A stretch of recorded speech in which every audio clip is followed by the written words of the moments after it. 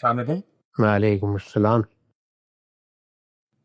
امرتسر روایت میں آتا ہے کہ قرض شہید کا بھی معاف نہیں ہے، لیکن اگر کوئی شخص اس اخلاص نیت کے ساتھ فوت ہو جائے کہ مال حاصل کر کے اپنا قرض اتاروں گا، اور وہ فوت ہو جائے حتیٰ کہ ترکے میں بھی کچھ نہ چھوڑ سکا، تو اس شہید کا آخرت میں کیا ہوگا؟ دیکھیے، قرض اسی طرح ایک ضرورت ہے جس طریقے سے انفاق ایک ضرورت ہے۔ یعنی ہم بعض اوقات ایسی مصیبت میں مبتلا ہو جاتے ہیں یا ایسی ضرورت لاحق ہو جاتی ہے جس میں کسی سے مدد مانگنے کے لیے مجبور ہو جاتے ہیں، تو اللہ تعالیٰ نے اس طرح کی مدد کرنے کو بڑی نیکی قرار دیا ہے۔ انفاق فی سبیل اللہ اسی کو کہتے ہیں۔ ہمارے اعزاء اقربا کے لیے تو ایتائے ذی القربہ کو بنیادی اخلاقیات میں شامل کر دیا ہے۔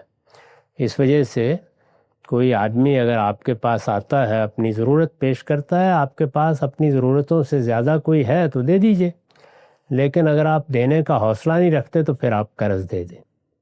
تو اب قرض جب لیا گیا ہے تو ظاہر ہے کہ آپ ایک معاہدے میں بن گئے ہیں، گویا آپ نے جو کچھ لیا ہے اس میں طے کر لیا ہے کہ میں فلاں وقت میں اس کو واپس کروں گا۔